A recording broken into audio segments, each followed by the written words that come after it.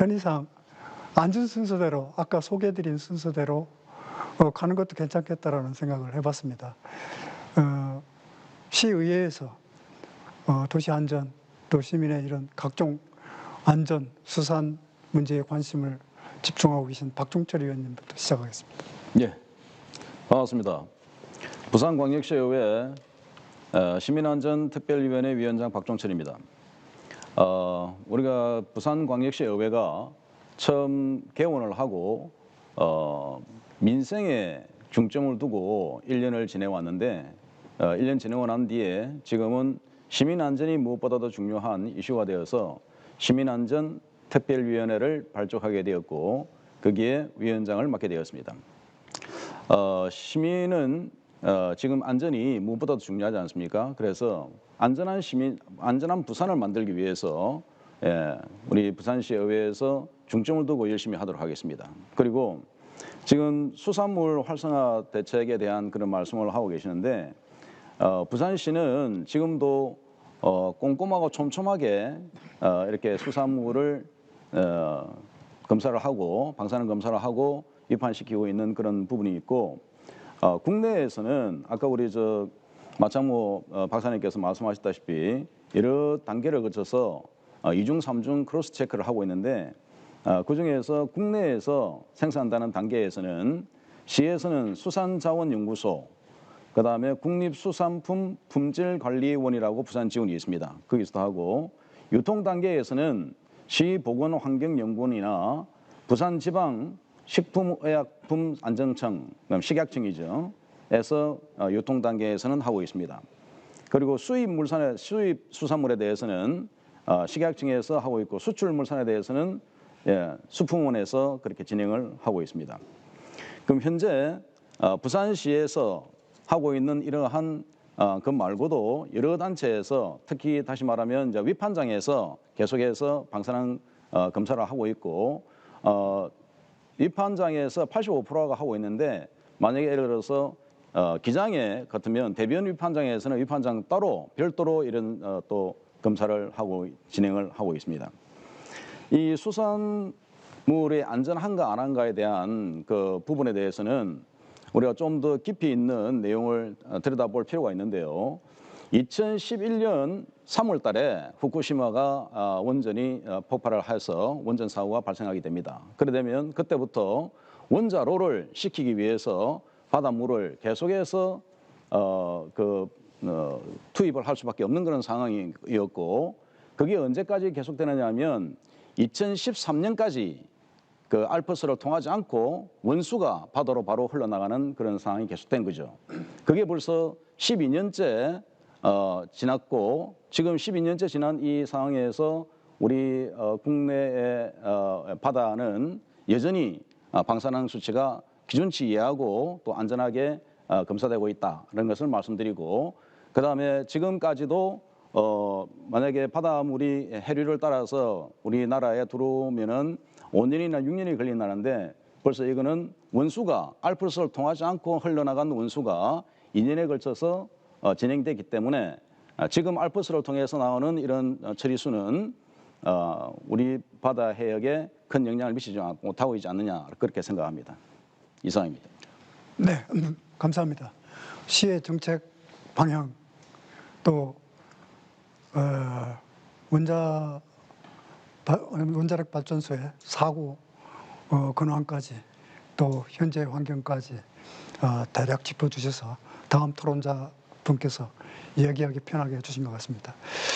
정석근 교수님 또 수산학자로서 또 제주대학에서 계시면서 제주도 시민의식도 만만치 않을 텐데 한번 포괄적으로 토론해 주시죠.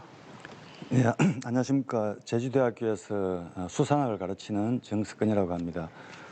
저는 앞에 잘 말씀해 주셔가지고 추가적으로 말씀드릴 거는 별로 없고 앞에 세션을 보니까 세션 3이 이제 기후변화에 관한 기고 이제 세션 4 이번 세션이 수산물 안전에 관한 건데 사실 올해부터 이제 기후변화 또 그 후쿠시마 방사능 이것 때문에 그 수산업이 이기고 또 이긴 동시에 또 많은 국민들이 이렇게 수산업에 관심을 가져준 적이 없습니다. 대한민국 건국 이래로. 그래서 많은 수산업에 많은 문제점이 있는데 저는 오히려 이번이 좀 좋은 기회로 되어 가지고 수산업이 그동안 낙후되었던 수산업이 발전할 수 있는 그런 전환점이 되기를 바라는 마음입니다. 그 수산물 안전에 대해서 뭐 말씀드렸지만은 뭐 간단히 말씀드리면 우리나라 수산물 또 일본 수산물까지도 걱정할 거 하나도 없습니다. 그거는 바다에 우리가 우리 바다를 잘 모르시기 때문에 그러는데 부산에 있는 분들도 바다에 대해서 너무 모르고 또 서울에 있는 분들은 더 모릅니다. 그 바다가 얼마나 넓고 또 어떤 성질을 가지는지 생물을 또 어떻게 보호하는지 그런 걸 너무 모르기 때문에 막연한 불안감이 많은데 제가 말씀드릴 수 있는 것은 지난 1945년 이후 핵무기가 개발되고 원자력 발전이 시작되고 뭐 크고 작은 원자력 발전 사고가 일어났지만은 그동안 그 바다에 있는 생물을 먹거나 또 수산물을 먹고 아프거나 죽은 경우가 한 번도 없습니다. 또 사람뿐만 아니라 해양 생물에 어떤 피해가 갔거나 또 뭐 해양 생물이 죽었다는 그런 보고가 전 세계에 지난 80년 동안 한 건도 없습니다. 그렇지만은 이번 후쿠시마 방류보다 약 1,000배 많은 최소 1,000배 많은 그 방사능 오염수가 후쿠시마에서 12년 전에 2011년 3월부터 6월까지 방류가 되었지만은 지금까지 아무런 뭐 어떤 피해 사례가 보고된 적이 없습니다. 또 이번에 이제 일본에서 방류 좀 시작한 그 방류수는 다른 건 다 이제 처리를 했고 이제 나머지 이제 걱정을 하는 게 삼중수소인데 삼중수소만 두고 보면은 1950-60년대에 프랑스가 그 핵실험을 뭐 100차례 이상 하면서 바다로 방출한 삼중수소 양은 후쿠시마 방류 예정인 삼중수소 양보다 30만 배 이상 많았습니다. 많았는데 제가 뭐 1964년생인데 그때 아마 전 세계에서 삼중수소 농도가 가장 높았습니다. 근데 그 지난 뭐 1964년 이후로 지금까지 뭐 60년 가까이 지났는데 삼중수소로 어떤 피해를 입었다는 사람과 생물을 다 포함해가지고 해양생물 한 건도 없습니다. 그래서 이런 지나간 우리가 80년 역사를 살펴봐도 알 수 있듯이 그렇게 큰 사고가 나도 아무 문제가 없었는데 이번에 일본에서 방류를 시작한 그 오염수라는 것은 그 농도도 아주 낮을 뿐더러 우리 인간에게 거의 해를 주기가 거의 불가능한 그런 수준이기 때문에 안심하고 수산물을 드셔도 됩니다. 예, 이 정도로 마치겠다 같습니다. 네, 정석근 교수님 잘 아시는 분 아시겠지만은 수산학자 중에 상당히 그 기존의 틀을 깰 수 있는 학자적 그 견해를 가지고 많은 그 도전을 하는 학자 중에 한 분입니다. 그래서 오늘 저는 이 토론에 오시면서 상당히 또 다른 얘기를 하실 줄 알았는데 그 저의 견해와 비슷하게 그 좋은 얘기를 해주셔서 대단히 감사합니다. 이어서 문제 없다는 토론자 두 분의 의견이 먼저 나왔습니다만은 부산의 그 녹색 소비자 연대라는 소비자 단체의 큰 조직이 있습니다만 그 사무처장직을 하고 있는 그 이자영 선생께서는 또 다른 그 시민의 우려, 다른 문제를 지적할 수 있는 그 자리인 것 같습니다. 또 다른 관점에서 우리가 지켜가야 될 어떤 그 윤리, 또 지켜가야 될 사회적 과제가 뭔지 그 지적을 해주시면 고맙겠습니다. 저희 그 녹색 소비자 연대는 전국에 15개 지역이 함께 녹색 소비자 운동을 하고 있고요. 평소 저희 부산 녹색 소비자 연대는 지속 가능한 수산물 소비자 운동을 좀 하고 있었습니다. 그래서 지속 가능성에 대한 운동을 했는데 아까 이제 그 마창모 박사님께서 발제 자료에도 있었듯이 이런 어떤 소비의 패턴의 추이가 있게 되는데요. 가장 먼저 이제 가장 먼저는 품질과 가격 문제, 그리고 그 다음에 패턴으로는 안전을 추구하고 2000년대입니다. 그리고 그 다음에는 이제 웰빙의 그뭐 친환경이라든가 유기농이라든지 그런 어떤 그 패턴을 쫓게 되고요. 그리고 지금 이제 2020년도 3만 불 시대에는 가치 소비의 시대이기 때문에 윤리적인 소비라든지 녹색 소비, 또 지속 가능한 소비에 대한 그런 이 소비의 방향들이 있습니다. 그래서 지속 가능한 수산물 소비자 운동을 하다가 지금은 2000년대, 그러니까 20년 전으로 좀 회귀한 것 같아요. 그래서 모든 소비자님들이 안전에 대해서 우려를 하고 계시죠. 그래서 이것을 이 불안을 할 필요 없다. 심리의 문제다. 이런 어떤 부분인데 사실 그 지금 소비자 또 국민들의 심리 자체가 그런 것 같습니다. 그래서 소비자 단체의 세 곳 그리고 환경 단체들 그리고 부산연구원과 제주연구원도 그런 인식 조사를 했을 때 80%에서 90%는 우려가 된다. 그리고 수산물 소비를 줄이겠다라고 응답을 한 것이죠. 그래서 이것 자체가 시민들 또 소비자들의 인식인 것 같습니다. 그러면 사실은 우리가 이제 수산물 소비뿐만이 아니라 모든 소비와 구매 결정에는 심리를 무시할 수가 없습니다. 그래서 심리가 굉장히 중요한데 이 소비자들의 마음을 어떻게 바꿀 것인가, 그 괴담이고 이 우려할 필요가 없다. 정보를 이렇게 제공해 줄 테니까 또 뭐 바나나 하나의 선량보다 미치지 못한다. 이렇게 또 이제 그렇게 주장하시는 학계도 계시죠.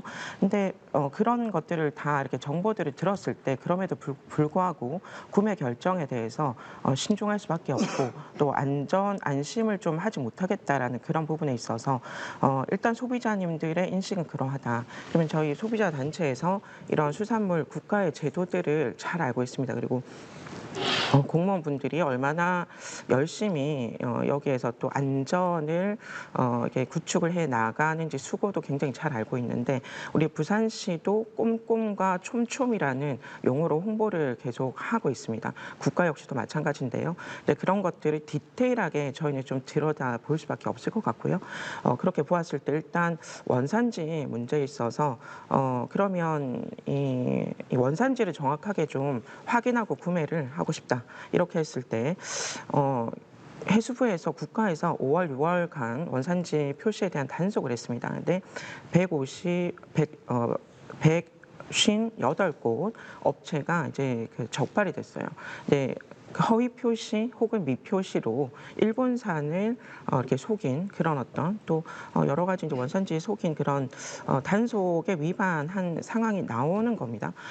원산지 표시 부분에 있어서 그러면 표시 제도가 있으니까 전면적으로 안심해도 될 것인가라는 문제가 있는 것이고요.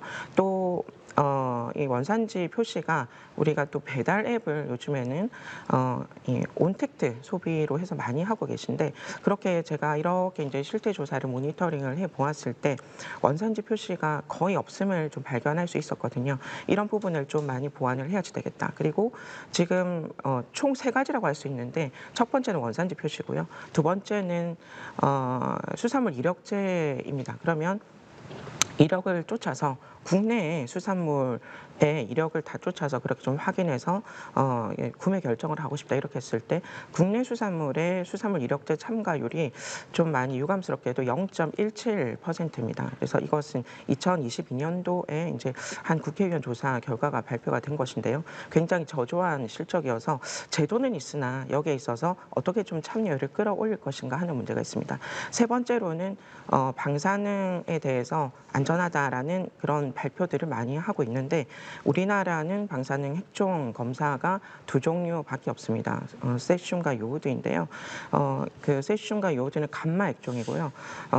스트론튬이라고 베타 핵종이 있습니다. 그래서 이 스트론튬 같은 경우에는 뼈에 붙어서 이 골수암이라든가 뭐 백혈병 이렇게 연관이 있다고 합니다. 근데 그런 조사는 되고 있지 않기 때문에 꼼꼼촘촘이지만 더 자세히 디테일하게 들여다 보았을 때 조금 더 보완이 필요하지 않나 그런 부분을 소비자 단체에 있기 때문에 또 그런 그 요청을 좀 드려야 될 것 같습니다. 네. 역시 그 소비자들이 원하는 그 식품의 안전성 또 위생에 대한 각종 우려는 우리가 국민의 수준이 올라가면 올라갈수록 더 높아질 수밖에 없는 것인데 이런 그 소비자들의 욕구를 어떻게 만족시켜야 될지 또 소비자들이 지적하는 문제 몇 가지 대표적인 것만 이력제 등 지적을 해주셨습니다. 이걸 포함해서 또 나중에 함께 다시 정리하기로 하고요. 이어서 그 바다 현장에서 우리가 쌍끌이 소위 쌍끌이 트롤러선은 시민 여러분도 잘 아시겠지만 그 어선의 선주로 바다에서 현장을 누비던 그 정성문 전 그 선주협회 회장님 현장에서 느낀 그 경험을 중심으로 토론해 주시면 고맙겠습니다. 네, 감사합니다. 앞서 토론하신 세 분은 방사능 안전에 관해서 소비가 좀 위축됐다는 말씀을 하셨기 때문에 저는 생산자 입장에서 조금 방향을 달리 해서 말씀을 드리도록 하겠습니다. 제가 생산 현장에서 느꼈던 수산물 소비 위축이 된 원인은 장기적으로 한 두 가지 원인이라고 봅니다. 첫 번째는 가격입니다. 수산물의 가격이 축산물에 비해서 상당히 높게 시장에서 형성이 되어 있습니다. 그 원인은 한 10년 전만 해도 우리나라 연근에서 생산되는 수산물이 한 150만 톤에서 200만 톤 정도가 되었는데 지금 100만 톤 이하로 줄어들어갔고 작년도 기준으로 한 85만 톤 정도가 생산이 됐습니다. 생산량이 적다 보니까 비싼 가격에 형성이 될 수밖에 없지요. 그러다 보니까 수산물 소비를 하는 주로 20대, 30대 층에서 먹을 수 있는 적절한 가격이 유지가 되지 못하고 있기 때문입니다. 그래서 저는 공급을 좀 확대를 하면 수산물의 가격이 떨어짐으로 해서 양질의 생선을 소비자들이 즐겨 찾을 수 있지 않을까 생각을 해봅니다. 저희들 대형 기선 저인망 업종에서 생산하는 양을 연간 생산량으로 보면 1년에 생산 금액으로 약 400억을 생산을 합니다. 그리고 생산량으로 약 6만 생산량으로 한 6만 톤 정도를 생산을 하고 있습니다. 이 비율을 보면은 전체 어선 세력이 6만 5천 척 정도 되는데 우리 저인망에서는 150척 정도 됩니다. 약 0.2%의 세력으로 약 7% 가까운 생산량을 소화해내고 있는 것이지요. 그렇다면은 축산업의 화림이나 양돈 농협처럼 돼지고기나 닭고기를 대량으로 생산을 해서 가격을 낮출 수 있다면은 소비가 증가가 될 것이라고 봅니다. 그리고 두 번째는 역시 마찬가지로 수산물 소비가 위축이 되는 원인이 맛이라고 봅니다. 수산물의 경우에는 세 가지 방식으로 가공을 합니다. 첫 번째는 날것으로 먹는 거와 쪄서 먹는 거 그리고 구워서 먹는 것인데 날것으로 먹을 경우에 손실률이 굉장히 높습니다. 머리하고 내장 부분을 버리다 보니까 한 40% 내지 50% 정도밖에 해수가 안 됩니다. 그러다 보니까 그 가격이 높아지는 것이죠. 쪄서 먹는 경우는 만들기가 굉장히 비용이 많이 듭니다. 그렇기 때문에 일반 소비자들이 접근하기가 어렵지요. 그 다음에 구워 먹는 경우에는 구워 먹게 되다 보면은 비린내가 많이 나게 되어 있습니다. 조금 시간이 흐르면 즉시 먹어야 되는데 조금 시간이 나다 보면은 비린내 때문에 못 먹게 되는 그런 상황이 되기 때문에 이것 역시 마찬가지로 해결할 수 있는 방안은 소포장입니다.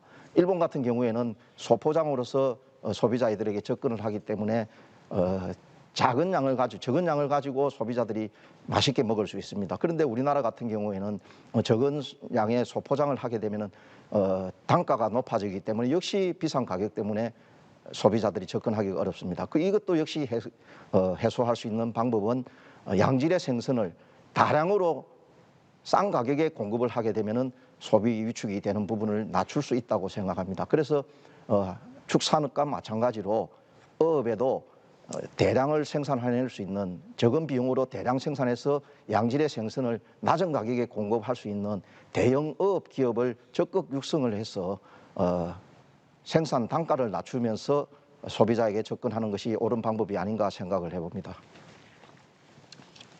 예, 토론자들이 한술에 도는 핵심 토론을 진행했던 것 같습니다. 사실은 우리나라처럼 수산물을 많이 먹고 또 다양한 방식으로 시민들이 즐기는 나라도 적은 것 같습니다. 화로부터 시작해서 산고기, 회를 먹는 것부터 시작해서 저 말리고 절이고 젓갈까지, 또 회를 먹고 난 그 뼈를 삶아서 매운탕을 해 먹는, 또 그 부산물까지 식품이나 각종 자원으로 활용하는 그 나라가 대단히 적습니다. 그래서 우리는 이러한 그 소비적 특성을 정말로 그 어떤 기준을 정확하게 만들어서 소비자들이 만족하는 방식으로 다양한 형태의 그 맞춤형 수산식품을 개발하고 소비를 촉진시키고 하는 전략적 노력이 필요한 것 같습니다. 그렇게 될 때 대한민국이 세계를 선도하는 수산물 소비국답게 각종 기준을 합리적으로 만들어가는 나라가 되지 않을까 하는 생각을 언뜻 해봅니다. 그래서 시민들에게 사전에 우리가 의견을 받은 것들을 제가 종합해서 크게 한 세 가지 정도로 그 과제를 던지고, 발표자, 토론자 할 거 없이 한마디씩 또 해줄 수 있는 기회를 만들기로 하겠습니다. 맨 먼저 아까 그 이자영 녹색소비자연대 사무처장님께서 지적하신 대로 심리적 불안감, 특히 원전 사고의 오염수 처리 과정에서 또 방류 과정에서 나온 그 심리적 압박감을 어떻게 극복했으면 좋겠느냐 하는, 그리고 정부에서 얘기하는 각종 그 과학적 데이터라는 것이 얼만큼 신뢰도가 있느냐, 믿을 수 있게 좀 해달라라는 그 질문이 상당히 많은 부분을 점했습니다. 그리고 이 부분에 대해서 너무 오래 얘기하기는 좀 그렇고 간단하게 코멘트하실 부분이 있으면은 해주시면 고맙겠습니다. 박종철 의원님 손 드신 것 같은데. 예, 좋은 질문, 좋은 지적이었고요. 지금 우리 그 IAEA가 그 지금 조사를 하고 있는 부분에 대해서 잠깐 말씀드리겠습니다. IAEA가 그 모니터링 하고 TF에 참여한 국가가 11개 국가입니다. 11개 국가 중에서 한국, 미국, 캐나다, 중국, 러시아, 호주, 프랑스, 영국, 아르헨티나, 베트남, 마샬 제도, 이렇게 해서 11개 국가가 IAEA 이번에 검증의 TF팀으로 해서 참여를 하게 되었고, 당연히 우리나라도 킨즈라에서 참여를 하게 되었습니다. 하게 됐는데 이 나라에서 일각에서는 하는 말이 일본이 제일 많은 후원을 해서 그런 것 때문에 좀 IAEA가 좀 어떻게 후한 점수를 주지 않았냐, 봐주지 않았냐라고 그렇게 말씀하시는데, 그거는 어불성설이고요. 중국이 일본보다 더 많은 후원을 하고 있는 그런 상태고요. 그래서 IAEA에서 말하는 이런 그 11개 국가가 참여한 이 TF팀에서 과학적으로 증명된 그러한 부분들을 믿지 못한다면은 과연 어떻게 누가 한 말을 믿을 수 있겠습니까? 그래서 이런 그 국제기구에서 말을 하는 내용에 대해서는 우리만 참여하는 것도 아니고 일본만 참여하는 것도 아니고 11개 국가에서 참여한 과학자들이 검증을 통해서 하는 말이기 때문에 이거는 믿어야 된다. 그 과학적으로 신뢰성이 있다라고 보고 있고요. 또 국민들이 불안해한다라고 하는 말을 그 정서적으로 불안해하는 게 있는데, 정서적으로 불안해하는 것들은 실질적으로 이런 그 불안을 이용하는 일부 세력들이 있지 않느냐, 저는 그래 생각을 합니다. 그래서 그런 시민들의 불안을 이용하는 그런 일부 단체나 그런 그 특정 집단이 과연 우리 수산물 시장에 어떤 영향을 미치고 있는지를 꼭 깨닫고 과학적으로 증명되고 입증된 부분에 대해서는 같이 공감을 해줘야 되지 않느냐, 그렇게 생각합니다. 네. 다시 소비자인데 먼저 하실랍니까? 일단 그 방류 여기에 대한 해결 방법이 참 어렵다고 생각이 들고요. 계속해서 지금 방류가 시작됐지만 방류 반대에 대한 목소리는 시민사회에서는 좀 내고 있고요. 저희도 마찬가지입니다. 그래서 이제 우리나라가 이런 많은 예산을 이 방류 반대에 이렇게 쓰기보다는 그 방류를 한 것에 대해서 그 이후에 사후 처리에 안전성을 강화하기 위해서 많은 인력과 장비들을 이제 투입하고 있는데 거기에 이제 이런 우리나라의 예산을 투입하고 있다라는 부분들이 또 한편으로는 왜 이렇게 해야 되나?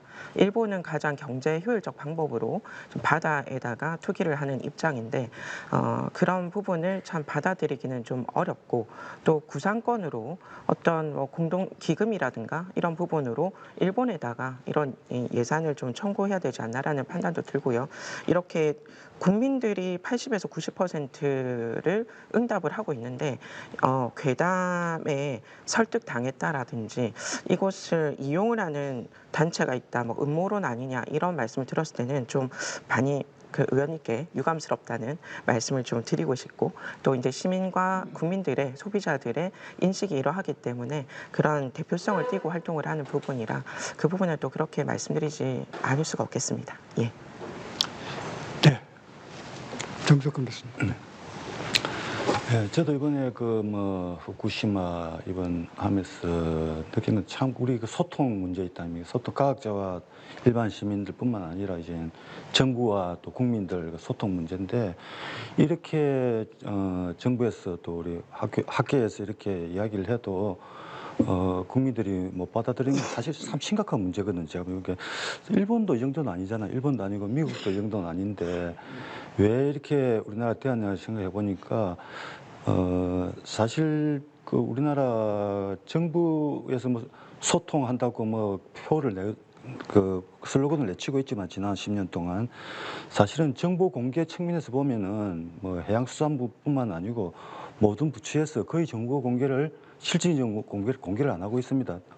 그 미국하고 비교를 해보면은 뭐 굉장히 그 공개 수준이 낮고 사실 중요한 정보는 다 그 공개를 안 하는 이유가 일단 공무원이 책임을 져야 되니까 혹시 사고 날까 봐 가지고 뭐 또 해양수산 분야도 마찬가지고 제가 뭐 수산 쪽에 하지만은 자료 다 대입이 다 붙여놨어요. 제가 필요한 같은 대학 교수가 무슨 자료 하나 요청하면은 절대 공개 안 합니다. 심지어는 제가 뭐 해양수산부를 통해서 공무원으로 자료 요청해도 그냥 이상한 보고서 하나 탁 던지고 보고를 안 해요. 그래서 제가 저 대학 교수도 자료에 접근 못 하는데 일반 국민은 어쩌겠습니까? 근데 이번에 이제 후쿠시마 되면서 이제 일부 뭐 방사능 수치한 거는 뭐 일부를 공개를 하는 모양인데 그거는 빙산에 뭐 조금 일부고 대부분 정보를 공개를 하지 않고 있습니다. 한 가구. 근데 그 공개하지 않는 데서 아무도 문제 제기를 안 하고 있어요. 안 하고 있고 또 우리나라 정부에서도 우리나라 또 그 유교 문화 그런 게 남아 있기 때문에 예를 들어서 뭐 대통령부터 시작해가지고 이제 국민들하고 이렇게 잘 이렇게 소통하는 그런 게 있어야 되는데 그런 문제도 있고 특히 이제 방사능 관련 이거 해가지고는 찬성 반대 이런 걸 같이 모여가지고 뭐 국민 토론을 해야 되는데 저도 뭐 저는 불러주는 데가 여당밖에 없어요. 야당이 안 불러줘요, 저 같은 사람은. 여당이 가면 또 그 뭐 환경단체도 안 부르더라고요. 근데 오늘 이제 환경단체도 오고 하니까 괜찮. 예? 하여튼 뭐 민간 시민단체에서 오셨는데 같이 오시면 이제 좀 찬반 양론을 들을 수 있는데 그러니까 이번에도 말해서 저 민주당하고 뭐 국민의힘하고 토론을 하기로 했는데 그게 또 안 되는 모양이더라고요. 떠나가지고 서로 찬성하는 사람 찬성끼리 모아놓고 반대하는 사람 모으는 게 아니고 이번 기회에 한번 저 찬반 다 해가지고 국민 대토론을 해가지고 그러면 저 서로 논쟁을 통해서 그 정확한 실체 같은 게 국민들이 궁금해하는 게 더 알게 시킨데 지금 이런 방식으로 끼리끼리 모여가지고 토론을 한다든지 이래가지고는 별로 효과가 없을 것 같습니다. 그래서 우리가 논쟁이라는 게 무슨 말싸움하고 정치적으로 뭐 승부를 내는 그런 게 아니고 서로 찬반 양론 그 의견을 들어가면서 서로 정보를 더 많이 얻고 실체에 더 접근해가는 그런 과정으로 보고 이런 게 하면 되는데 그런 걸 우리나라 그동안 겪어보지 못했기 때문에 이번 이제 지금 후쿠시마 방사능 그런 이런 엉뚱한 참 사태로 시작은 되었지만 우리나라 그 토론 문화 이런 거에 대해서도 한번 고찰해가지고 정부에서도 좀 투명하게 공개하고 정부에서도 일방적으로 발표를 할 게 아니고 찬반 양론을 다 모아가지고 정부에서도 주도를 못한다면 뭐 민간 단체에서라도 이렇게 뭐 토론회를 한번 열었으면 좋겠습니다. 열었으면 좋겠는데 말 들으니까 또 토론한다는 것도 뭐 어느 쪽에서는 뭐 토론에 안 나오려고 한대요. 뭐 그런 말도 섭외하기가 힘들다 그런 이야기도 하는데 뭐 섭외하기 힘들더라도 일단은 찬반 양론을 하는 국민 토론회를 한번 뭐 한 차례가 아니고 여러 차례 해가지고 국민들의 어떤 100% 합의점에 이르지는 못하겠지만 그래도 그동안 몰랐던 것도 좀 알게 되고 좀 더 넓은 시각에서 볼 수 있도록 해줬으면 좋겠습니다. 예. 예, 고맙습니다. 우리 사회가 워낙 서로 다른 의견에 대한 그 적응력이 약해서 아직은 그런 자리가 마련되지 못하고 있는 것 같습니다. 정 교수님 생각대로 앞으로 더 성숙된 토론 문화, 또 상대방에 대한 의견을 듣는 문화 필요하고 거기에 함의할 수 있는 대책과 정책이 만들어졌으면 좋겠다는 생각을 해봅니다. 여기 현장에 우리 정성문 대표님. 카메라 줌 좀 한번 해주시겠습니까? 줌이 좀 가능합니까? 이번 카메라의 줌이 좀 가능합니까?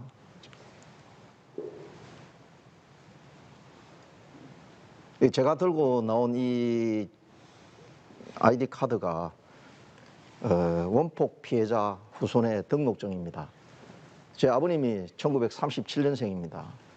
1945년도 히로시마에 원자폭탄 터질 때 부산으로 치자면 원자폭탄이 해운대 바닷가에 터졌다면 아버님은 반송점 되는 지역에 계셨습니다. 원자폭탄을 직접 피폭을 하셨지요. 우리 할아버지도 계셨고 우리 삼촌들 다 계셨습니다. 그리고 조선으로 돌아오셔갖고 결혼하셔갖고 저를 낳았습니다. 여러분들 보시기에 제가 어떻습니까? 아주 정상적이지 않습니까? 원폭 피해라는 것을 갖고 뭐 안전하다, 안심할 수 있다, 안전하다 이런 이야기는 저희 입장에서는 할 수는 없습니다. 그러나 현장에 있었던 실무자의 입장에서 우리 바다에 들어오는 해류는 후쿠시마 쪽의 해류는 우리 바다에 거의 오지 않습니다. 그쪽은 일본 열도 동쪽에 있기 때문에 우리는 일본 열도의 서쪽에 있습니다. 그 물은 전부 태평양을 넘어서 미국 쪽으로 돌아가지고 한 바퀴 남극 쪽으로 해서 한 바퀴 돌아오는데 설사 그게 우리 바다에 우리 동해 쪽에 온다 하더라도 4년 내지 5년 정도 걸립니다. 그렇다면은 바다에서는 이미 희석이 다 되어버립니다. 그리고 저희들 어민들은 바다에서 일을 하면서 기본적으로 우리 바다에 잡는 물고기를 전부 어민들의 반찬으로 사용합니다. 그리고 반찬으로 사용하고 거기서 생산한 물고기를 여러분들 아시다시피 각 시장 위판장에 판매를 해서 전수조사를 우리 중매인들이 다 합니다. 모양이 안 좋은 물고기는 생선으로서 가치가 없기 때문에 절대로 팔리지가 않습니다. 우리 어민들은 본인들이 먹는 물고기입니다. 본인들이 먹는 반찬이기 때문에 절대적으로 안전한 물고기를 생산해서 국민들에게 양질의 생선을 공급하려고 노력하고 있습니다. 국민 여러분, 어민들을 믿어주시고 현장에서 일하는 거친 파도와 싸워가는 어민들을 믿어주시고 우리 수산물을 안심하고 많이 이용해 주시기를 부탁을 드리겠습니다. 예, 토론자 여러분 대단히 감사합니다. 시간을 잘 맞춰가고 있는데요. 한 가지로 줄여가지고 더 좀 얘기를 진행하고 현장에서 들려온 소리 다시 얘기해야 되니까요. 정리했으면 좋겠습니다. 간단하게 의견을 피력해 주시면 좋겠는데요. 의견 중에 그 수산물 소비 확대를 위해서는 다양한 계층, 어린이부터 할아버지까지 또 그 매니아부터 비매니아까지 그 시민들 맞춤형, 그러니까 소비자 맞춤형의 레시피를 적극적으로 개발하고 수산물을 좀 더 먹기 쉽게, 뭐 가시가 걸려서 못 먹게 하지 말고 좀 비린내 나서 못 먹게 하지 말고 그런 식품 개발 또 유통 시스템 어떻게 개선해 줘야 되지 않느냐. 이것이 제대로 될 때 아까 제가 말씀드린 식품의 소비 먹는 방법에 따라서 어떻게 더 고도화된 식품을 먹게 레시피를 개발해주고 제품을 개발해주고 유통 시스템을 개혁해주는 것이 필요하지 않느냐라는 시민 의견이 여러 가지 형태로 조합돼서 왔습니다. 혹시 요거는 소비자 단체부터 조금 간단하게 코멘트 해주시고 시간이 많지는 않습니다. 네네네. 예. 이 수산물이 굉장히 중요하죠. 양질의 단백질이고 우리나라의 이제 단백질은 40%가 수산물에서 오고 있는 부분이고요. 또 축산물 대비해서 축산물이 이제 메탄가스라든가 그런 이제 기후 온난화와 직접 이제 연관이 되는 부분이라 굉장히 저희는 이제 수산물의 어떤 소비에 대해서 그간에 굉장히 이제 지속 가능성에 또 주목을 하고 탄소 저감이라든지 그런 부분도 좀 주목을 하고 있는데 방류 지금 되고 난 이후에는 그런 어떤 레시피를 개발한다라든지 또 저도 이제 이 사전 시민들의 의견들을 좀 보았는데 뭐 밀키트라든가 이런 것들이 개발되면 좋겠다 이런 어떤 의견들도 또 있으셨어요. 근데 그런 부분을 만든다고 해서 소비자님들이 적극적으로 참여를 할 수 있을까? 그리고 이제 지금 이 과학적이고 이 안전해도 된다라는 부분인데 사실 30년 동안 이제 그 방류하는 부분에 있어서 생물 농축에 대해서는 아무도 지금 알 수가 없는 것이고 거기에 대해서 계속해서 뭐 누군가가 연구를 하는 것도 아니고 아무도 지금 모르는 거죠. 그래서 과학이라는 것은 밝혀진 것까지만 이 알려지게 되는 것이고 여전히 불확실성을 갖고 있기 때문에 그런 현실에서 뭔가 이렇게 레시피라든가 어떤 뭔가 이렇게 먹을 수 있는 방법을 알려드린다고 했을 때 어느 정도 끌어올려질지는 잘 모르겠습니다. 네. 네. 또 의견, 예, 정석훈 기자. 아까 이제 다양한 이제 종류의 우리 수산 가공품을 내어놔야 되는데 그거이 좀 내놓고 있는 데는 언양 산업 같은 경우는 예를 들면 동원 참치라든지 사조 참치에서는 그런 게 가능한데 사실 우리 국내 연근해협에서는 거의 그게 힘들거든요. 왜 그러냐면 그런 그 소비자가 원하는 걸 또 공급자가 만들어낸 것은 그게 이제 자본주의 시장의 원리에 따라 돌아가야 되는데 우리나라 언양업은 일단 그 기업이 커져가지고 잡는 배도 크고 이래가지고 이제 그 시장을 로 돌아갈 수가 있는데 우리 지금 연근업은 뭐냐면은 저도 했죠. 배 어선 크기 규제가 있습니다. 우리나라 같은 경우는 140톤 이상 못 되고 있어요. 유럽은 뭐 수천 톤, 러시아는 10,000톤짜리 배를 잡고 하는데 그래서 우리나라 연근해업 자체가 어떤 기업형으로 이 기업이 대기업이 한국 하나도 없습니다. 우리나라에서 하나도 없기 때문에 그래 심지어는 통조림 하나도 못 만들어내고 있어요. 연근해업은. 예를 들어서 지금 우리 뭐 어디서 통조림 드시는 거 지금 시장에 가보시면 알겠지만 다 원양산이면 원양산 아니면 수입산입니다. 그거는 뭐냐면 원양산 수입산으로 통조림 만드는 것도 다 대기업에서 만든 겁니다. 그래 돼야 되는데 우리 연근해업은 아래 그 대기업으로 클 수 없도록 온갖 규제가 다 들어가는데 가장 큰 게 이제 어선 크기 규제죠. 140톤 해가지고 그런 규제 때문에 이제 사실은 배가 어느 정도 크지 안에 복지시설도 들어가고 뭐 화장실도 생기고 뭐 식당도 생길 건데 지금 뭐 잘못이 바다에 한번 어선들 보시면 90% 이상 화장실도 제대로 없습니다. 그 여자들은 아예 탈 수도 없고 그런 열악한 그 어선 시설에서 요즘 젊은이들이 누가 그 배 타려고 하겠습니까? 저 젊은 학생 대학 졸업하고 아무도 배 안 타려고 해요. 저라도 우리 자식들 안 타려고 하겠습니다. 그런 상황에서 지금 그 우리나라 어업 형태가 지금 110년, 100년 전에 그런 형태에 그대로 머물고 있기 때문에 이런 규제를 풀어가지고 우리나라 연근의 어업이 대기업으로 발전할 수 있다면 큰 배를 동원해가지고 그러면 이제 시장 원리에 따라서 자본주의 시장 원리에 따라서 여러 가지 아까 말씀드린 뭐 통조림을 비롯해서 아까 뭐 여러 가지 그런 게 시도되고 또 소비자가 원하는 대로 맞춰가지고 할 수 있는데 지금 이런 우리나라 지금 현대 어업 상태는 거기 굉장히 힘듭니다. 특히 연근의 어업은 그걸 제가 말씀드리겠습니다. 근원적인 시스템에 문제가 있다라는 얘기인 것 같습니다. 박종철 의원님 손대신데요. 마창모 박사님 나중에 시민의견 아니 현장의견까지 종합해서 한번 기회를 요약해서 드리기로 하겠습니다. 예, 의원님. 예. 우리 정 박사님 말씀이 연근의 어업의 어떤 선박의 규제를 철폐해야 된다 그런 말씀을 하셨는데 이거는 아무튼 규제를 혁파하고 철폐해야 할 부분이 있으면 과감하게 제안을 드리도록 그렇게 하겠습니다. 그리고 지금 어떤 가공 레시피를 내도 수산물이 잘 되겠느냐라고 하는 그런 의문을 또 던져주셨는데 그거는 제가 볼 때는 안전에 대한 문제가 여전히 그 국민들의 어떤 정서적인 불안의 문제고 또 그러다 보니까 또 뭐 여론이 많이 뭐 좌우된다라는데 그것 또한 일종의 좀 선동이지 않을까 저는 그렇게 생각하는 게 왜냐하면 제가 선동이라고 말하니까 유감이라고 말씀하셨는데 저도 유감스럽고요.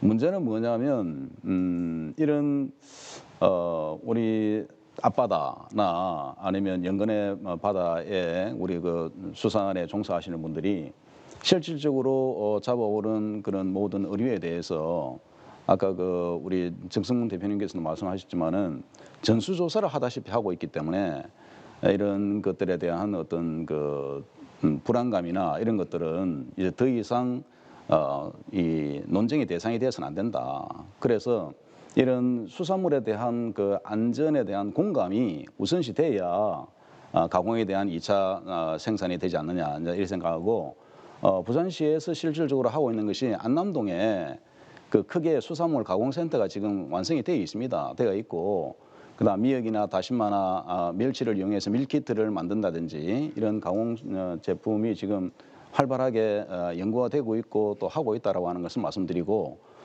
너무 뭐 이런 과학에 대해서 신빙성을 믿을 수 없다라고 말씀하시니까 우리 그 정성문 대표님께서 또 원포 피해자시라고 또 그래 말씀하셨는데 저는 지금 현재도 지금 그렇게 생체 실험은 아니더라도 그걸 하고 있는 게 뭐냐면 원전에 가면 원전에 그 고리 원자력 본부 한 가보셨습니까? 안에 내부로 가면 실질적으로 냉각수가 있어요. 냉각수 있고 사용 후 핵연료가 그 들어가 있고 그 냉각수는 순수물이기 때문에 그 냉각수가 유출이 되는 게 바로 후쿠시마 사고였거든요. 근데 지금 우리나라의 냉각수 이 부분은 사고는 냉각수는 아니고 노심에 용융된 그렇게 노심에서 용융된 그런 물이 더 냉각수하고 다른 냉각수가 다른데 더 오염된 물이죠. 그래서 이제 그런데 우리 원전에서는 고리뿐만 아니고 월성도 그렇고 모든 원전에서는 온배수가 나오게 돼 있어요. 네. 온배수가 나오는데 그 온배수로 양식을 한 양식어가 있습니다. 전복이나 뭡니까 또 치어 같은 거 있지 않습니까? 치어를 양식해가지고 바다에 실질적으로 그 고리 원자력 앞바다에 치어를 방류를 하고 또 양식에서 나오는 그런 어류들을 지금 23년째 기장에서는 시식회를 하고 있습니다.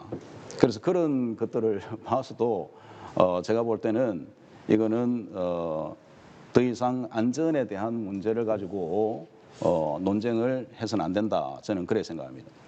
예. 정성문 대표님. 예, 생산자 입장에서 다시 한번 짧고 굵게 짧게 말씀드리겠습니다. 레시피를 개발하고 좋은 양질의 어떤 식품을 개발하는 것 제일 좋습니다. 그러나 가장 거기에 첫 번째 전제 조건이 가격이 싸야 됩니다. 원재료가 싸고 좋은 재료일 때 좋은 레시피가 나오는 것이지요. 제가 말씀드렸다시피 지금 현재 우리나라 연근의 생산 구조로서는 양질의 생선이 좋은 가격에 나올 수가 없습니다. 원가가 많이 들고 지금 선원들 인건비가 없어서 외국인 선원들 때문에 난리를 치고 있습니다. 인건비가 부족해서 안 되는 그런 상황에서 생선의 공급은 무조건 올라갈 수밖에 없습니다. 그렇기 때문에 그렇게 30년 전에 제가 통닭 한 마리 먹을 때 5,000원이었습니다. 지금 통닭 한 마리 5,000원입니다. 그거는 뭐냐면은 생산 수단을 대기업에서 정대를 했기 때문에 공급 원가를 낮추었기 때문에 그렇습니다. 그렇기 때문에 우리 생선도 역시 마찬가지로 물고기를 생산 원가를 낮추면 된다고 생각합니다. 지금 중앙정부에서는 TAC라는 제도를 활용해서 생산량으로서 총량으로서 제한을 하고 있습니다. 그렇다면은 총량으로서 제한을 한다면은 그 최고의 상위의 규제이기 때문에 낮은 단계에 따른 모든 규제, 잡는 방법이라든지 잡는 구역이라든지 잡는 시기라든지 이 모든 하위의 규제를 철폐를 해서 기업들이 자율적으로 양질의 생산을 공급 원가를 적절히 맞춰서 생산을 할 수 있는 그런 제도를 마련해 주는 것이 중앙정부의 역할이지 안전하다 안심하다 하는 부분은 소비자들의 선택이라고 봅니다. 저는 그렇기 때문에 일체의 모든 규제를 철폐를 해서 우리나라의 기업들이 낮은 원가에 양질의 생선을 좋은 생선을 공급할 수 있도록 그렇게 해주는 것이 정책적으로 타당하지 않는가 생산자 입장에서 그렇게 말씀드리겠습니다. 예, 이상으로 그 사전 의견에 대한 토론 의견 교환을 마치고요. 여러 가지 생각이 다른 부분들이 시민들하고 또 있을 것 같습니다. 특히 맞춤형 그 소비자 맞춤형 식품 개발에 대해서도 다양한 의견이 있는데 어쨌든 앞으로 우리가 가야 될 방향 중에 하나이기 때문에 소중한 시민 의견이 앞으로 참고됐으면 좋겠다는 생각이 들고 나중에 마창모 박사님께서 조금 추가해서 설명해 주시면 좋겠습니다. 그리고 실시간 그 댓글들이 뭐 제가 여기서 올라온 것을 보니까 거의 이것도 뭐 150여 내지 200여 건 온 것 같은데 많은 부분이 그 후쿠시마 사고에 대한 그 오염수 걱정이 많이 포함되어 있기 때문에 그 부분은 나중에 마무리 발언하면서 한마디씩 좀 추가해 주시는 걸로 하고요. 좀 이색적이고 재미있는 것 중에 하나가 그대로 읽겠습니다. 사람들이 수산물을 꺼리는 이유 중 하나는 유통 과정에서 보이는 비위생적인 처리 등입니다. 공동어 시장만 보더라도 길바닥에 물고기를 쏟아붓고 거기서 곰팡이 내나는 나무 상자에 옮겨 담고 이렇게 유통되는 것을 한 번이라도 본 사람이라면 수산물에 대한 긍정적인 인식을 가지지 않을 것입니다. 예. 저도 충분히 공감하는 내용, 누구보다 공감하는 내용입니다. 그래서 지금 아까 말씀드렸듯이 지금 우리나라 그 일본하고만 비교해봐. 일본도 뭐 비슷한 규제가 많지만은 그 수산시장 입한장에 가면은 그 모습이 100년 전 그대로입니다. 아직도 나무로 된 나무 상자로 만들어가지고 대충 실어가지고 하역하고 그런 게인데 그럼 왜 그걸 자동화를 시켜가지고 깨끗하게 못하느냐. 아까 말씀드렸듯이 우리나라 어업 규제 때문에 뭔가 어업 규제 때문에 영세업에서만 머물게 했지 조금이라도 기업형으로 가는 걸 한테 차단을 다 시켜놨어요. 그게 뭐 더 풀어주는 게 아니고 지난 100년 동안 계속 새로운 어업 규제가 들어오면서 어업인 자체가 그냥 그 옛날 그 100년 전에 꾸질꾸질한 모습, 비시행적인 모습 거기 벗어나지 못하도록 해놨다고요. 그래서 왜 그런 게 나타나냐면 이제 일부 수산학자라는 사람들 또 정책을 하는 사람들이 우리나라 수산 자원을 보호해야 된다면서 보호한다고 고기를 많이 못 잡게 해야 된다면서 고기를 못 잡게 하려면 그 배 크기를 줄여야 되고 배 크기를 더 이상 크게 하면 안 된다. 또 많이 고기를 많이 잡으러 나가면 안 된다. 그리고 오히려 시설을 좋게 하면은 수산 자원에 고갈이 된다. 이런 이제 막연한 공포심을 가지고 조정을 해왔기 때문에 그런 문제는 개선하고는 사실 현지에 있는 어민들, 어업인들, 수산인들이 제일 그걸 개선을 하고 싶어 할 겁니다. 하는데 그걸 못하게 하고 있는 게 지금 해양수산부 모든 수산 정책, 업 정책이 하나도 못 바꾸게 해놨어요. 못 바꾸게 했는데 이번에 뭐 115년 만에 처음으로 조금 규제를 한다는데 그것도 제가 뭐 100% 믿을 수는 없고 좀 지켜는 보는데 그런 걸 우리나라 업이 발전 못하는 원인을 눈으로 보고 있으면서도 지난 몇십 년 동안 하고 손도 안 대고 오히려 업을 더 망하게 하려고 해가지고 지금 젊은이들이 업을 안 하려 하고 또 어촌에는 인구가 줄어들고 지금 또 노령화로 사실 참 지금 어민이 멸종 위기입니다. 어민이 멸종 업이 우리나라 한 10년 안에 지금 이대로 가면 업 자체가 없어지고 모든 수산물은 외국에서 수입해 먹어야 될 아마 그런 지경까지 가지 못할 정도로 지금 그러고 있습니다. 그래서 이런 모든 문제점은 수산 정책, 잘못된 수산 정책 또 2중, 3중의 어업 규제 때문에 모든 게 됐기 때문에 그런 문제는 정부에서 그 어업 규제를 하지 않는 한 이거는 해결하기 힘들 것으로 저는 봅니다. 좋은 대안 중에 하나일 것 같은 생각은 듭니다. 공동어 시장 문제는 사실은 공동어 시장 현대화 사업으로 정부와 부산시가 그 각별한 노력을 기울이고 있는 과제 중에 하나고 어떻게 어시장 위생성을 높이고 참 시민들이 와서 보고 만족할 때까지 그 위생의 질을 높이느냐 하는 부분은 현재 현장에서 많은 고민을 하고 있습니다. 네.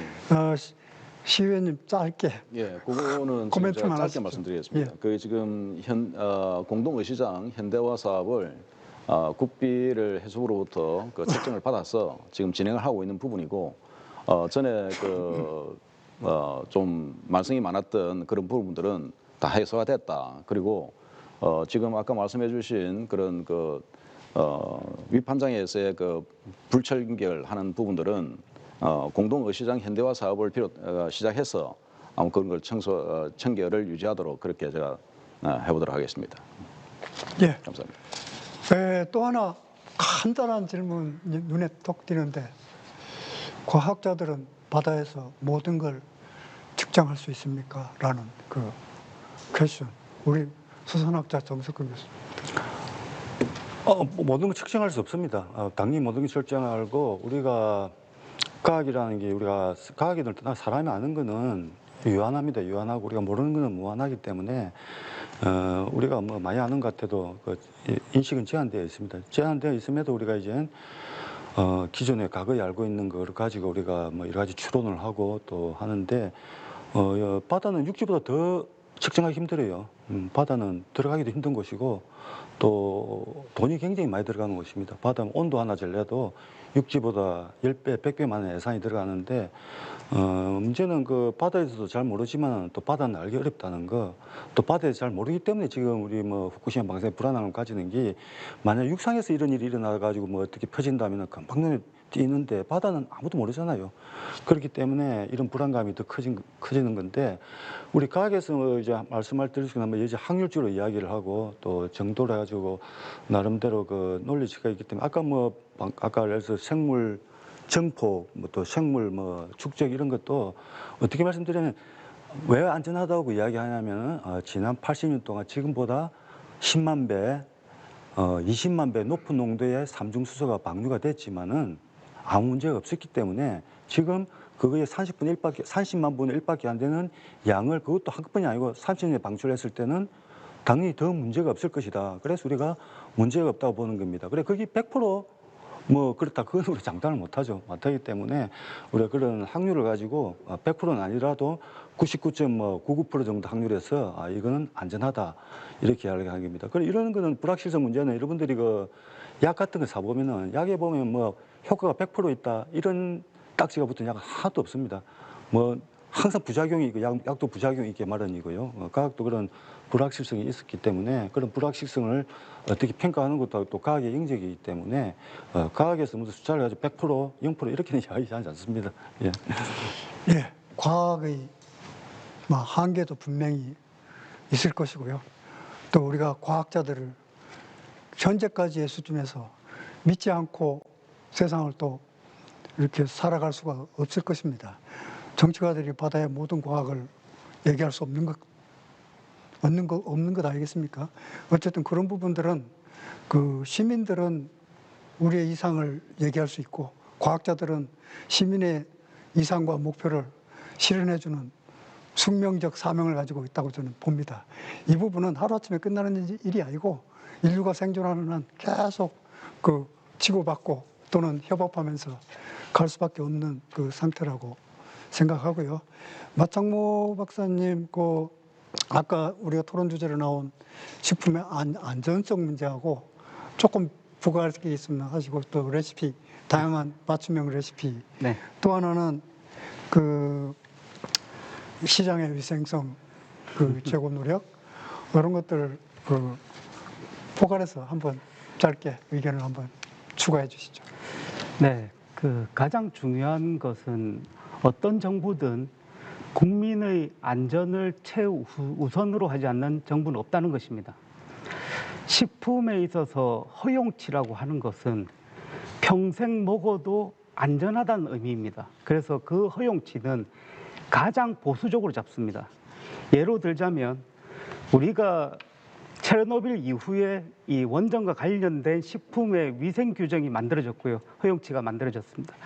그때 히로시마 때 그 사람의 인체에 영향을 미칠 수 있는 방사능이 100mS라는 것이 어느 정도 나왔습니다. 그래서 암이 유발되고 하는 것들이 한 번에 100mS를 바로 충격을 받았을 때 암이 발생할 수도 있고 안 할 수도 있지만 발생할 확률이 높구나 하는 게 나왔기 때문에 그걸 100년에 나눈 겁니다. 100년 동안에 100mS를 나누다 보니까 1년에 사람이 영향을 받을 수 있는 최대 한도치를 1mS라고 정한 겁니다. 그래서 모든 식품의 기준에는 그 기준으로 해서 식품의 킬로그램당 리터당 기준이 나와 있는 겁니다. 이 기준을 보시면 평생 이 허용 가능한 걸 먹어도 아무 문제가 없다는 것을 전 세계와 정부가 인정을 하는 거고요. 더욱이 선진국 비해서 우리나라는 그 기준을 10배나 높여놨습니다. 그 원전 오염수 사고가 나고요. 그래서 신뢰의 문제는 과학의 문제이고요. 과학은 국민의 안전을 최우선으로 하고 있고 그 최우선의 과정에서 가장 보수적으로 잡고 있다는 걸 신뢰하는 것이 가장 중요합니다. 아까 그 정서분 위원님께서 말씀하신 것처럼 우리 어민들이 이 말씀하십니다. 일본의 쓰레기를 한국에서 본 적이 없다고 하거든요. 한국의 쓰레기는 일본에 있습니다. 그리고 동일본 대지진이 났을 때 그 일본의 쓰레기는 미국까지 흘러갔습니다. 그래서 미국에 그 보관하고 있는 게 있습니다. 그 이야기는 한국이 12시라고 하면 일본은 12시 1분입니다. 가장 가까운 1분 거리 차이밖에 없지만 우리에게 도달하려면 11시간 59분을 돌아야지 한국에 들어옵니다. 그 이야기는 거의 확률상 이 미국으로 가서 미국 연안에서 밑으로 내려와서 적도 쪽으로 다시 돌아서 필리핀 연안으로 해서 우리나라에 들어옵니다. 지리적으로 가깝다고 하지만 해류상으로 가장 먼 거리에 있는 나라입니다. 그래서 식품의 안전에 대한 얘기를 할 때는 정확한 허용 기준치와 그리고 그 합리적인 납득 가능한 얘기를 좀 해서 이 우리의 위험성에 대한 과도한 인식을 버리는 게 제일 중요하고요. 그 식품에 대한 다양한 얘기들이 있는데 사실은 푸드테크라는 부분이 최근에 굉장히 얘기되고 있습니다. 그 얘기의 가장 중요한 골자 중 하나는 사람의 영양 상태와 그 나이대, 건강에 따라서 그에 맞는 맞춤형 식이까지를 제공하는 걸 목표로 합니다. 그 중에 이제 블루푸드 개념을 넣어서 우리의 노쇠 현상을 저하를 필요로 하고 노쇠 현상에 대한 예방이 필요하고 사람의 심혈관이 안 좋으신 분들은 수산물을 더 드시도록 하고 그리고 우울증이 생길 수 있는 분들은 좀 예방 효과를 가질 수 있도록 식품 공급을 하는 게 가장 중요한 목표가 되겠고요. 거기에 수산물이 가장 중요한 역할을 해줄 수 있을 거라 이렇게 보고 있습니다. 그리고 아까 말씀하신 것처럼 수산물 가공이 안 되는 이유는 전처리가 이제 비용이 많이 든다는 거. 그리고 연근의 수산물의 가격 플럭체이션이 굉장히 크기 때문에 안정적이지 못하다는 거. 일정한 물량을 가공 공장에서 받아줄 수 없다는 이 세 가지 문제가 있어서 사실은 수입산을 통한 가공을 많이 하고 있는 상황입니다. 이런 것들을 해결하기 위해서는 두 분 전문가분들이 말씀하신 것처럼 안정적 물량 확보와 가격을 원가를 낮출 수 있는 전략적 선택은 필요해 보입니다. 네. 예. 혹시 생산자가 한번 생산자 말씀하십시오. 생산자 입장에서 생산자 끝나고 소비자인데. 위생 부분에서 한번 말씀을 드리겠습니다. 우리 마창모 박사님 말씀하신 대로 수산물 가공을 수입품을 사용을 합니다. 그 수입품을 사용하는 것은 첫째 청결합니다. 배에서 대형 배에서 대서양이나 태평양 만 톤급 이상 대형 트롤에서 잡아갖고 공장에서 저 가공을 해서 동결 포장을 해서 갖고 들어옵니다. 그렇기 때문에 위생 상태가 깨끗하지요. 역시 그와 마찬가지로 우리나라 근해 어선들도 그렇게 할 수 있습니다. 저희만 같은 경우에는 배에 동결 시설이 있습니다. 동결 시설이 있어가지고 배에서 적석 동결을 해서 깨끗한 위생 상태로 갖고 오는데 대부분 우리나라의 연근해 어선들 같은 경우에는 동결 시설이 없습니다. 그러다 보니까 생물 상태나 빙장의 상태로 갖고 와가지고 판장에 이렇게 판매를 하다 보면은 그게 국민들 입장에서 불결하게 보일 수밖에 없습니다. 그걸 커버할 수 있는 방법은 기업에 우리 정석근 교수님 기업형이라고 하셨는데 그 부분은 조금 고쳐주시는 게 좋습니다. 조금 어감이 안 좋기 때문에 기업이라는 용어를 좀 여러분들이 앞으로 사용해 주시면 대단히 감사하겠고요. 기업이 자율적으로 톤수 제한이나 TAC 제도가 있다면은 톤수 제한이나 모든 규제를 철폐를 해주면 배를 좀 키워갖고 생산성이 가능한 편익이 나오는 배를 만들어서 그래서 위생적인 제품을 만들 수 있도록 그렇게 해주는 것이 국가가 도와주고 국민들이 안전한 수산물을 생선을 섭취할 수 있는 그런 기회가 되지 않을까 그렇게 생각합니다. 네, 좋은 말씀입니다. 선주다운 말씀이십니다. 감사합니다. 그 배에서 잡은 고기를 초기 처리부터 정확하게 해주는 것이 필요할 것 같습니다. 소비자연대 이제 처장님, 이제 마무리 발언도 쭉 네. 돌아가야 되거든요. 네네네. 마무리 발언을 합해서 네. 지금까지 논의된 것들 네네네. 포함해서 좀 논의해 주시죠. 그 시장의 주인은 소비자입니다. 공급되는 또 이제 생산되고 유통되는 그런 그 수산물을 소비자가 선택해야 될 것인데요. 지금 그 부분에 있어서 안전이라는 컨슈머 세이프티 문제로 좀 많이 어려워진 것 같습니다. 저희가 그래서 이제 수산업계에 대해서도 인식 조사를 한 바가 있거든요. 그래서 사실은 방류 전인데도 이미 소비자님들이 선택을 하지 않음에 굉장히 좀 이렇게 좀 안타까움이 있었는데 5월, 6월 달에 매출이 감소했습니까? 이렇게 물었을 때 수산업계의 101분의 응답을 하셨는데 54.5% 매출이 감소했습니다. 이렇게 이제 응답을 하신 거죠. 그래서 이런 부분들을 우리가 이 어려움을 갖고 가는데 지금 현재 또 후쿠시마산 가공된 수산물은 들어오고 있거든요. 근데 또 여기에 더해서 지금 현재는 8개현의 후쿠시마 8개현의 수산물은 수입 금지가 되고 있는데 이 부분이 이제 2019년도에 WTO 제소 결과 우리나라가 승소했기 때문에 안 들어온 것이죠. 근데 이런 부분까지 영향을 미쳐서 정말 이렇게 수입이 돼서는 절대 안 되겠다. 그런 부분까지 다 감안해서 수산물 정책과 이런 부분들이 또 갔으면 좋겠습니다. 이제 안전 문제를 잘 뛰어넘어서 우리가 지속 가능한 수산물을 선택하고 소비하는 그럼 우리가 뭐 복잡하게 뭐 안전에 방사능 수치 어때 이런 거 다 이렇게 검색하고 확인해서 뭐 사는 것이 아니라 안전하게 수산물을 섭취할 수 있으면 좋겠습니다. 네, 저 이제 마무리 발언 하셨고요. 어디 차례로 하시죠, 박종철 의원님. 아까 저 문제를 제기했던 부분에 대해서 몇 가지만 말씀드리고 마무리 좀 하도록 하겠습니다. 그 도쿄 전력에서 알프스 운영을 초기 단계에 설비가 고장이 나가지고 스트론튬 90이 많이 방출된 적이 있습니다. 그래서 그게 언제냐면 1919년 5월 전에 그게 있어가지고 5월 이후에는 지금까지 그 알프스로 인해서 처리되는 그런 배출 기준을 다 만족하고 있다라고 그래 말씀드리고, 그다음에 수산물 원산지 표시에 대해서 말씀하셨는데 수산물 원산지 표시는 지금 또 지속적으로 관리 감독을 강화하고 있고요. 그다음 수입 수산물에 대해서 지금 일본산 적발 현황에 대해서 수포문이 밝힌 거에 대하면 18년도에 52건, 그다음 19년도에 137건, 20년도에 117건, 21년도에 233건이 가장 많았고 22년도에 74건, 23년도에 지금까지 32건으로 지금 이렇게 적발 현황이 발표를 하고 있습니다. 그래서 수산물과 수입물에 대해서 원산지 표시에 대해서도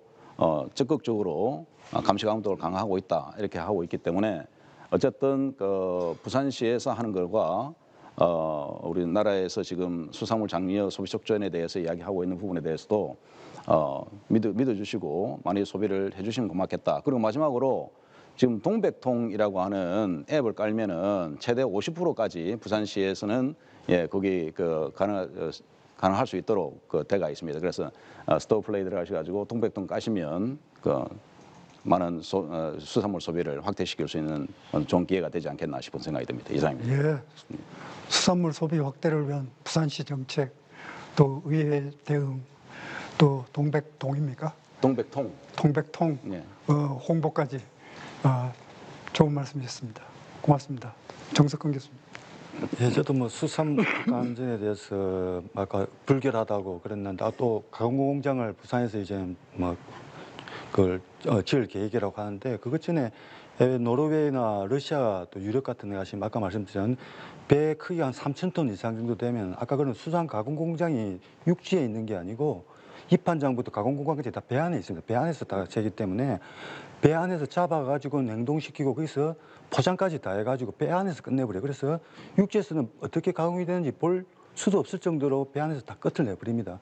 그러면 그게 얼마나 효율적이냐면은 굉장히 효율적이기 때문에 경비 전략이 되고 또 젊은이들이 또 갈 수 있는 그런 어업이 생길 수 있는데 지금 온갖 어업 규제 때문에 우리나라 그런 걸 지금 본 적이 없을 겁니다. 그래서 어업 규제만 없애주고 이러면은 우리나라에서도 아까 그런 뭐 기업이라는 말이 어감이 안 좋다는데 그런 대기업이 나서 가지고 적어도 몇천 톤, 만 톤 이상의 어선이 연근에서 조업을 할 수 있다면 우리나라도 충분히 소비자들이 더 안전하고 안심하고 먹을 수 있는 그런 수산물을 아주 싼 가격에 공급해 줄 수 있다고 저는 봅니다. 예. 예, 정 교수님 발상의 전환인 것 같습니다. 예, 고맙습니다. 정성문 대표님께서 먼저 하시고 마창무님 그렇게 마무리하시죠. 하겠습니다. 예. 감사합니다. 소비는 생산과 직결이 됩니다. 양질의 식재료, 생선을 낮은 가격에 맛있게 공급하면 소비자는 선호하게 되어 있습니다. 저의 결론은 공급의 확대입니다. 공급 확대의 가장 쉬운 방법은 생산 수단의 정대입니다. 대형 어선을 적극 육성해 주기를 부탁합니다. 감사합니다. 네, 감사합니다. 마창무 박사님 마무리해 주시죠.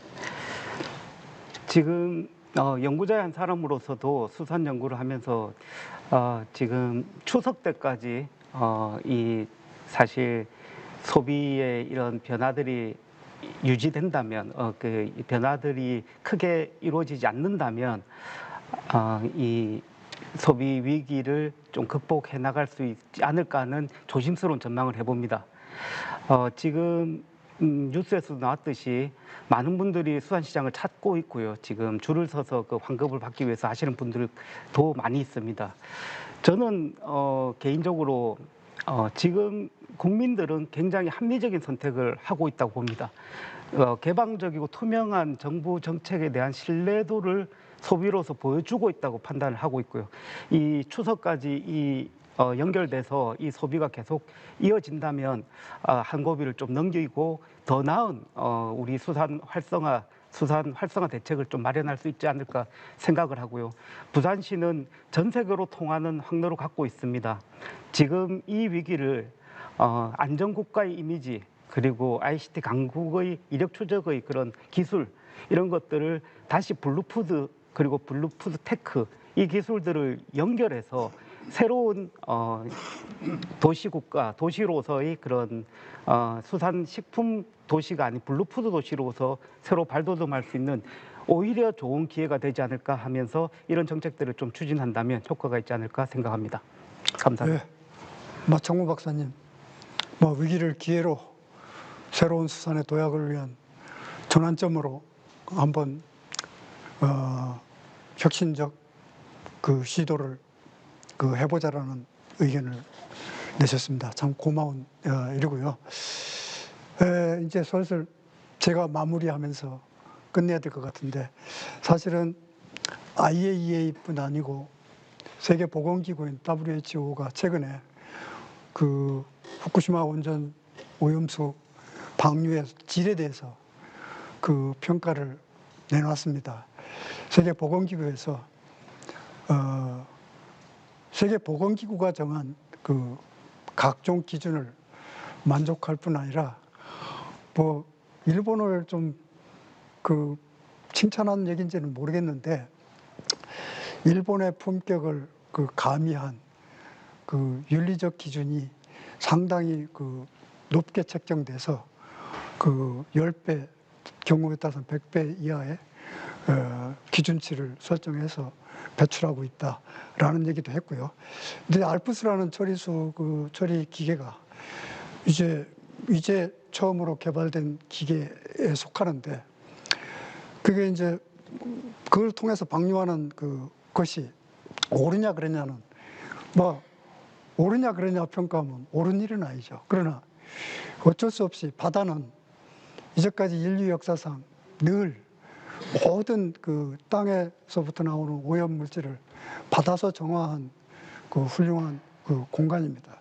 그리고 그 안에 수산물이라는 인류가 영원히 같이 생존해야 되는 고급의 식량 자산을 가꿔내고 있죠.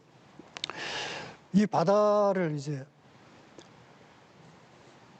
어장이라는 어장 관리 차원에서 어장의 환경을 어떻게 지속적으로 만족하게 유지할 수 있느냐 이런 등등이 체르노빌 오염 사고 러시아의 이후에 런던 협약이라는 해양 투기에 대한 국제 기준이 마련했고 또 이번 일본 후쿠오카 오염수 방출이 나오면서 각종 원자력 폐수를 포함한 오염수의 방출 기준들이 다시 한번 국제적으로 정제되는 기회가 오리라고 믿습니다. 이럴 때 인류가 겪은 일본, 한국을 떠나서 지혜로운 전략으로 바다 환경을 어떻게 국제적 규범으로 효율적으로 관리할 것이냐는 문제는 지속적인 과제인 것 같습니다. 자, 우리는 이제 부산 시민은 세계적 해양 도시, 해양 수산의 메카로서 그 소비자가 만족할 때까지 이런 수산식품의 안전성, 위생성을 더 고도화시키고 제품의 질을 소비자가 만족할 때까지, 다양한 계층이 만족할 때까지 개발해가는 수산식품의 최고의 클러스터가 형성될 수 있도록 유도해 가야 될 것입니다. 지금같이 정치권이나 사회가 수산에 대해서 관심을 표명한 적이 역사 이래 없습니다.